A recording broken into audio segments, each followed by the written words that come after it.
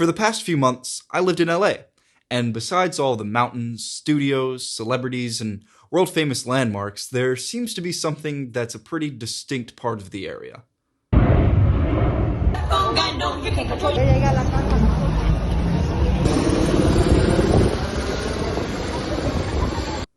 It's loud.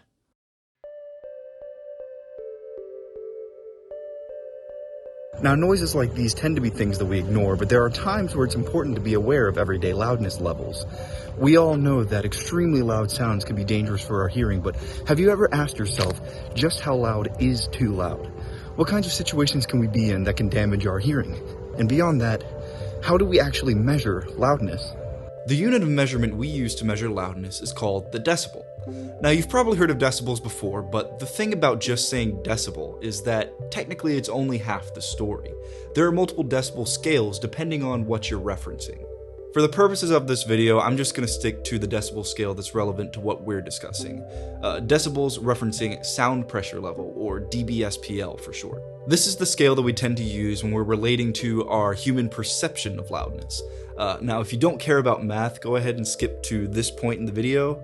You've been warned. To measure sound pressure, we have to find the difference between air pressure at equilibrium in a space, meaning just the kind of regular air pressure that a space has, and the maximum points of compression and rarefaction in a sound wave. Now, compression and rarefaction are the motions of pushing and pulling in a sound wave. Think about an accordion, how you can compress it all the way in or pull it apart as far as it'll go. So we can take an average of the sound's pressure level, measured in pascals, and compare it to some sort of a reference point. In this case, we can say the threshold of human hearing, which is 20 micropascals. That's the minimum air pressure needed for us to be able to perceive sound as humans. So, skipping a few details, here's the whole equation for those who are interested in calculating dBSPL. But I'm guessing that most people probably don't care, so just understand that this is a good scale for us to use when we're talking about measuring our human perception of loudness.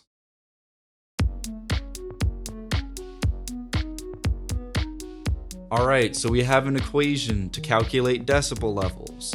Great. What the fuck do these numbers mean? Well, let's set a few reference points, because you can probably guess how many inches long an object is, but most people don't have any idea how many decibels everyday sounds are. So here's some basic kind of markers along the decibel scale. Starting at 0 dBSPL, we have the threshold of human hearing. So whatever the quietest sound possible is, that's 0 decibels. Yay. Now, the hum of a refrigerator in a quiet room would be closer to 40 decibels, while a washing machine or a dishwasher tends to clock in at around 70 decibels. City traffic goes up to about 85. I'm grabbing these numbers from the CDC, by the way. There's a chart that they have with kind of some reference points and general guidelines as to what's safe and what's not. You can check it out. I'll put the link in the description. Now, these next sounds start getting to kind of a higher risk of hearing damage over time. Without earplugs or any kind of protection, lawnmowers or leaf blowers measure to be anywhere from 80 to 90 decibels, which the CDC says could cause hearing damage after 2 hours of uninterrupted exposure.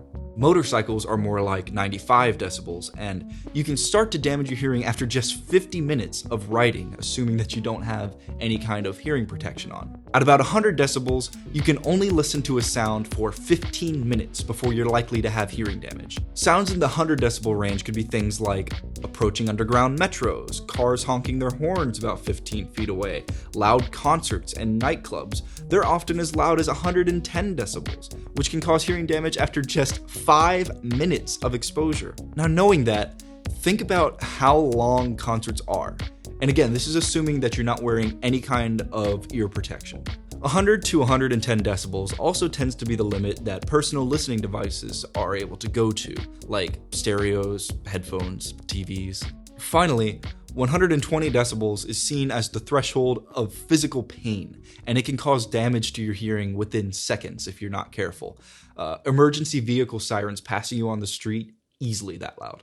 This subject is discussed in relation to the health and safety of employees as well. For example, in 1998, a division of the CDC known as the National Institute for Occupational Safety and Health, or NIOSH, published a study titled Criteria for a Recommended Standard, Occupational Noise Exposure. Now, right on page 1, NIOSH says that over an 8-hour workday, an average noise exposure of 85 decibels is the recommended exposure limit, meaning, quote, exposures at and above this level are considered hazardous.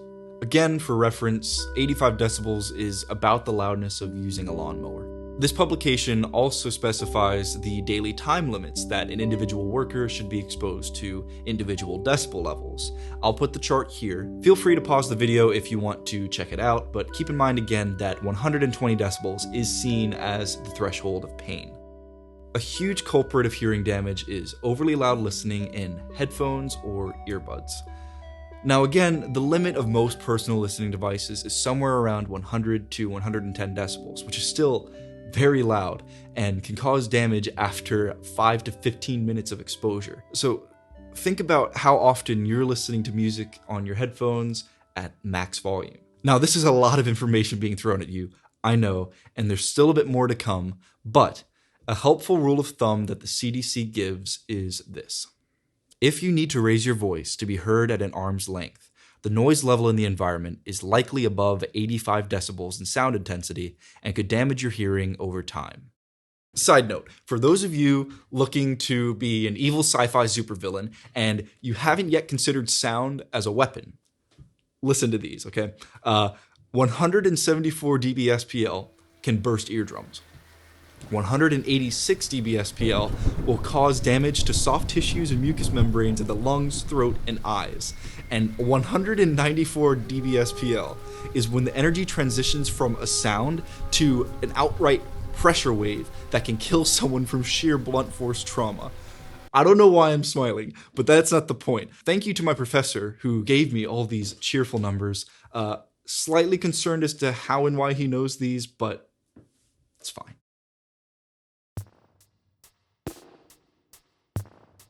Now I want to get into what's physically happening when your hearing is damaged, but first I want to have just a quick crash course on the ear's anatomy.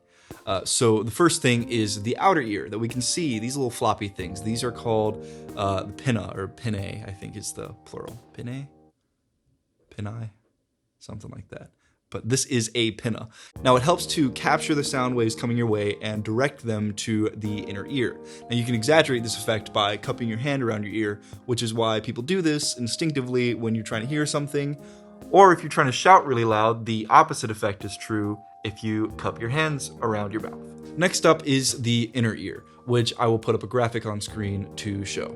Now here is your eardrum, or tympanic membrane, which gets vibrated by incoming sound waves.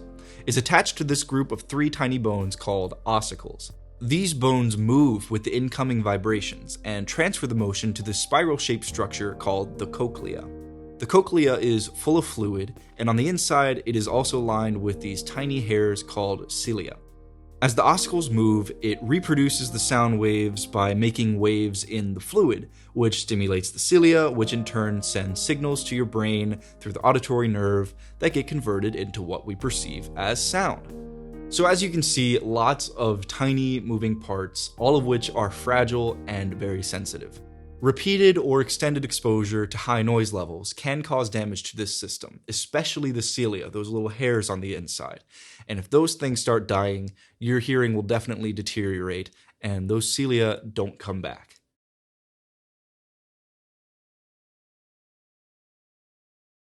At this point in the video especially, I want to remind you to please take what I'm saying with a grain of salt. I am just an audio enthusiast interested in protecting my own ears and informing others as to how they can try to protect theirs. In other words, I'm not a doctor or an audiologist. However, I know someone who's both, and her name is Beth Hammer. I have a doctorate in audiology, which is from Gallaudet University, traditionally an all-deaf university in Washington, D.C. Undergraduates there are traditionally deaf, but as a graduate student, you can be hearing and attend there. That's where I studied audiology. Very good place to work and understand hearing loss. I went to University of Virginia for undergraduate and also studied audiology then. And then after graduating, I went out to the VA in San Diego and worked there, ended up working there for 15 years, mostly worked with veterans, obviously, but focused a lot on traumatic brain injury and things like that. So a lot of combat history and a lot of noise exposure. The first question I asked Beth was, what do you call the kind of hearing loss related to noise exposure? Because there are multiple types of hearing loss. I also asked her about the sensation of having numb ears after a loud concert or ringing in your ears. I asked her why that happens and if it's a sign of damage. Just as far as the basics of hearing loss goes, there are different kinds. There's something called conductive hearing loss, which is more related to anatomy of your middle ear, and that does not have to do with loud noise exposure. So we'll focus more on the type that is related to noise exposure, and that is usually sensory neural hearing loss, and that means it's affecting your inner ear. There's different parts of your ear. Obviously, the ear part you can see, and then there's the further in you go. So your ear canal and your middle ear, which most people have experienced some sort of ear infection or a feeling of like fullness or drainage from their ear, and that's more of the middle ear. That would be related more to conductive hearing loss. And then there's your inner ear, which is actually a super fancy organ called your cochlea. And it does a lot of really cool stuff, which, because it's so complicated, is actually why we can't cure hearing loss at this point. But what happens with loud noise exposure is there are cells responsible for sending the sound to your inner ear into your brain. And when loud sounds happen over an extended period of time, those cells essentially get damaged. So you can kind of think of it like a speaker. If you have a speaker that's distorted or it's not working, well, it's not that the sound doesn't get to your brain at all. It's just that it sounds distorted. It can happen also just with old age, but noise exposure certainly contributes to that. In addition to those long-term effects of noise exposure, there's something that you're probably, or most people are familiar with, which is you go to a concert and you come out and everyone's talking really loud and your ears kind of feel numb or like dead. A lot of times you have a little bit of ringing with that, which is called tinnitus. And that is essentially your body telling you that you were just around a lot of loud noises for a long time. And you do actually at that point have a little bit of hearing loss. It's temporary, but if you went in and got your hearing tested, it would probably be worse than it normally is. If you went to a loud concert every night or did that all day for day after day, that would eventually, usually result in some more permanent hearing loss. So how do you know that you have hearing damage? What sort of signs should you look out for, and when should you seek treatment? Of course, it's going to depend on the person. People, we're genetically built differently. So some people are going to have like a genetic predisposition to hearing loss. Usually you can look back at family members if they had hearing loss earlier than maybe typical. But if you are an active, young or middle-aged adult and you're working, a lot of times you'll notice hearing loss, if not yourself, like on the phone or just in common interaction. A lot of times family members will notice. I think there's, kind of traditional stories about grandma or grandpa not being able to hear you or asking you to repeat yourself a bazillion times. Those are usually where it's noticed first, I would say family members. A lot of people who are exposed to noise regularly, like if you have a job that's involved with loud noise, you're going to get monitored. That's on OSHA to keep your body safe if you're working for a factory, if you're in the Army or the Navy. So they would monitor you and you would have a baseline and you would get tested regularly to see if there's any changes. But traditionally, it is going to be mostly like in a social interaction. You're going to notice more difficulty in background noise in a restaurant, those kind of things. Or music, if you're a music lover. Almost all my patients at the VA, if they loved music, that's where they noticed it first. So what is it actually like for people to experience hearing loss? What have you heard from patients without violating any privacy things? For sure. Are things just quieter? Or is it a high frequency loss? Like what's going on? Yeah, those are really good questions. And again, I am speaking mostly to sensory neural, and of course, there's a lot of different types. A very traditional hearing loss that comes with age or noise exposure does tend to affect the high frequencies first.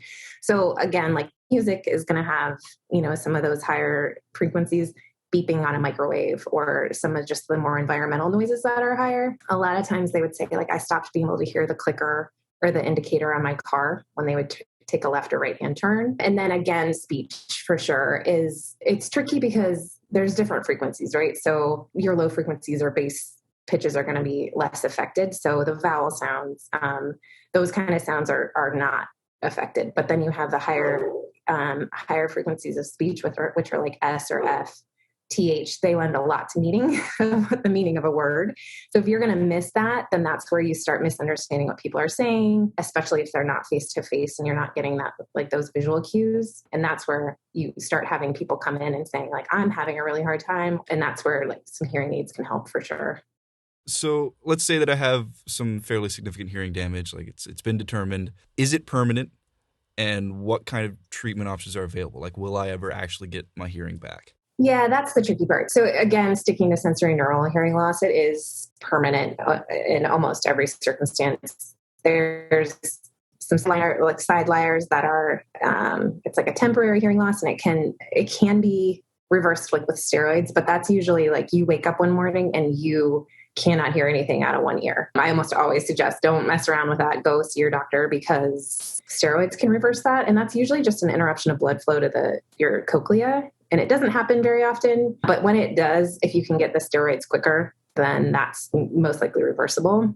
The slower, more progressive loss that I'm talking about, like here, related to loud noise or just age, that's going to be permanent. And there isn't something to actually reverse it. It's not as simple as putting on glasses. It's not, LASIK's not going to fix it like that. There isn't a surgery for that. So it is usually hearing aids, and those are helpful, but they're imperfect. Because the hearing organ itself is damaged, then the sound's never going to sound like it does to you right now if you have a totally healthy ear. And that's, I think, where the disappointment lies with so many people, especially older adults, who just really miss that, that crisp sound that we get to have. A hearing aid doesn't provide that. It just boosts sounds where you need it. But because the actual organ is damaged, like I was saying earlier, like it's like a broken speaker, it's going to always sound a little distorted. What are some practices that you'd recommend to avoid hearing damage? I mean, obviously, if you can avoid noise exposure in general, that's going to be best. Is, like you said, keeping your headphones or whatever your listening devices are at a reasonable level. And that means like your roommate not hearing it across the way. Usually you can turn it down, and it doesn't really take away from the enjoyment. If you can't avoid it at all, then definitely hearing protection. So they make over-the-counter ones where you just, those foamies that you roll them really, really, really nice and tight, and just as like little as you can, and shove them really deep in there, and then they'll expand and provide the most protection. They have a decibel level on them on how much they protect. So it's usually 20 or 30 dB, but you do have to like put them in correctly, which really does. It's not just, you don't want it sticking out. It should be in there. Even better than that would be something like musician plugs that you can get custom made. An audiologist or probably a hearing aid dispenser could do that too. And they take an impression of your ear, so it's custom to you. That's going to give you, by far the best protection. Yeah, I've seen those musician plugs around. They sometimes vendors will show up at my school, and I haven't taken the plunge yet. I definitely should, but I haven't yet. But they seem cool because, especially since they're musician plugs, they don't affect higher frequencies as much, because typically earplugs will be very muffled. Because I've tried to wear earplugs when I play in orchestras, and it's really frustrating because it affects my intonation. It affects just everything that I'm listening to. So it seems like those musician plugs are better because they don't really affect higher frequencies as much.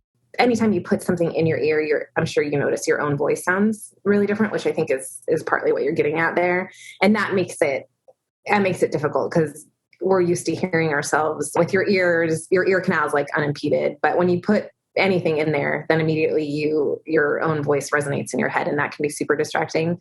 You'll get used to it, I think, the more you wear them. But musician plugs are usually, pretty well vented, so that there's like a hole that goes through that allows your own voice to kind of seep out a little bit without affecting the protection aspect of it. I do think it's worth it. I mean, especially if you're young, you'll get used to it quicker, and then in the long term, it'll be better for your ears. But do they come and just like ask you guys if you're interested, or? Yeah, they'll like put up flyers and stuff before, and they just set up a little booth at school. Yeah, I mean, it'd probably be worth a try. Yeah, next time they come, I'm definitely going for it. All right, well, I think that's pretty much all I have for you. Thank you so much. Absolutely. It's my pleasure.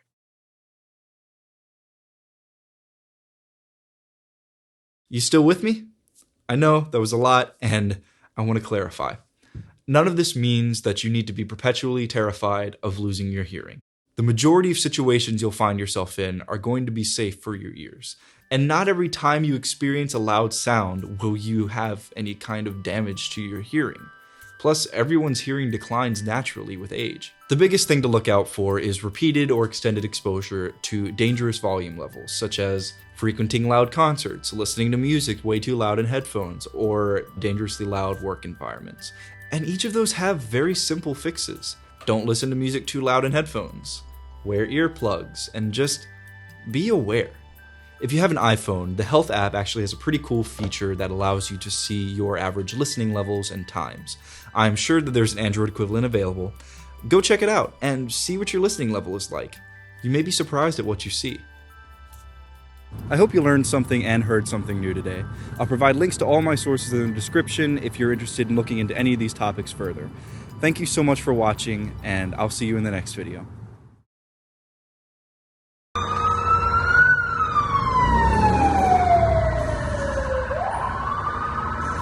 Just another day in Boston.